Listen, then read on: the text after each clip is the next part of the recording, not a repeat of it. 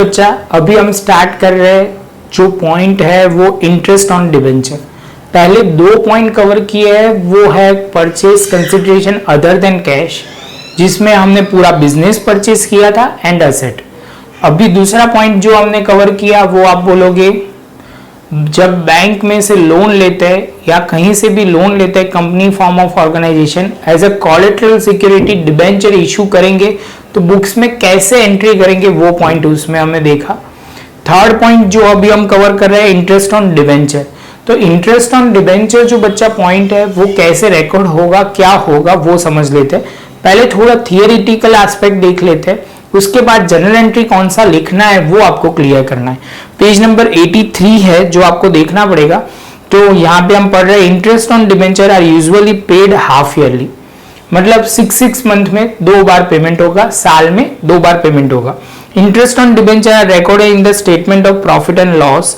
The interest is expense against profit. Interest on debenture has been paid regularly even if the company suffer loss or does not earn the profit। ये ध्यान में रखना, exam में छोटे question में आ सकता है, एमसीक्यू बीएसक्यू में।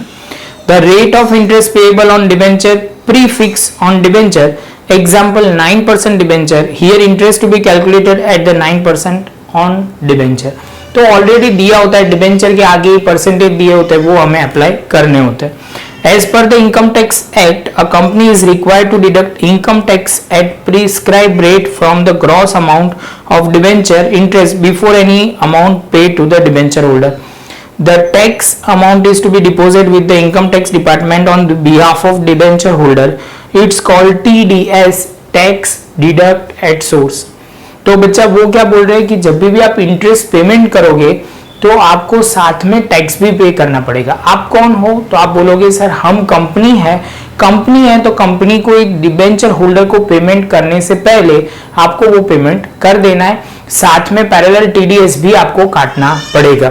उसके बाद बच्चा बोला हुआ है while the preparing the final account of the accounting period provision और effect must be made for accrued interest on debenture due on variation of date.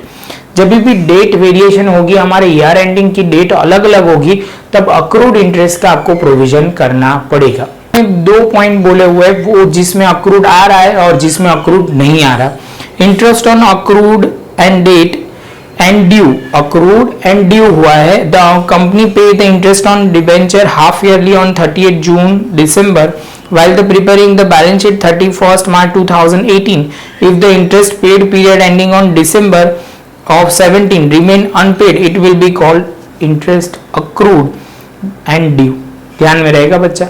बीच में साल में बीच में आप इंटरेस्ट पे करते हो, वो डेट के हिसाब से एग्जैक्ट मार्च को हम पेमेंट नहीं करते उसके अकॉर्डिंगली, लेकिन उससे पहले यार आगे पीछे करते हो तो अक्रूड आएगा। उसके बाद interest accrued but not due in above, the interest debenture for the period of January to 31st March will be called the interest accrued but not due। वो अक्रूड हो गया है लेकिन पे करना बाकी है। तो बच्चा एक बार खाली ये तो क्लियर कर लो, ये तो हम डिटेल में डिस्कस करेंगे। मेन पॉइंट जो है उसकी जनरल एंट्री समझना बहुत जरूरी है, जो मैंने थोड़ा लिख के रखा हुआ है जिससे आपको क्लियर हो जाए। इस टॉपिक में 2 सम आपको कंसिडर करना है, एक तो इलास्ट्रेशन नंबर 11 और सम नंबर 14 जो हम डिस्कस करेंगे। 14 और इलास्ट्रेशन 11 आप कर लोगे तो क्लियर हो जाएगा। टॉपिक है इंटरेस्ट ऑन डिबेंचर, जिसमें पहला है डिबेंचर इंटरेस्ट का हम पेमेंट करेंगे तो interest on debenture account debit होगा टू डिबेंचर होल्डर, और आप बोलोगे टीडीएस पेबल अकाउंट क्रेडिट होगा। आपको डिबेंचर इंटरेस्ट बिजनेस के लिए एक्सपेंस इसलिए डेबिट करोगे। आप बोलोगे सर किसको पेमेंट करना है, तो 2 लोगों को इंटरेस्ट में से पेमेंट करना है।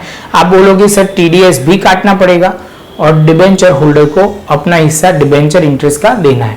उसके बाद बोला हुआ है debenture holder account debit to bank account. ये जो अमाउंट आएगी वो डिबेंचर होल्डर को पेमेंट किया जाएगा, बिजनेस में से पैसे जा रहे इसलिए बैंक अकाउंट क्रेडिट होगा।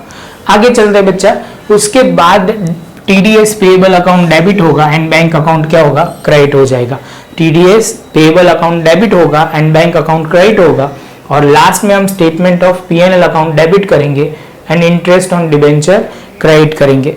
तो ये ध्यान में रखना बच्चा, ये टोटल अमाउंट के साथ होगा, टोटल, क्योंकि ये पूरे साल का जो इंटरेस्ट होगा वो कंसिडर करेंगे, वो पॉइंट ध्यान में रखना है। बस यही मेन पॉइंट है। प्रॉपर नोटबुक में लिख लो, पहली, दूसरी, तीसरी और फोर्थ, मतलब फोर्थ टोटल 1 2 3 4 फोर्थ एंट्री हमें करनी है। प्रॉपर नोटबुक में लिख लेना, तो जब हम सम करेंगे आपको पूरा क्लियर हो जाएगा। इससे ज्यादा कुछ है नहीं, बस प्रॉपर नोटबुक में लिख लो बच्चा। मिलते हैं बच्चा नेक्स्ट लेक्चर में नए एक सम के साथ।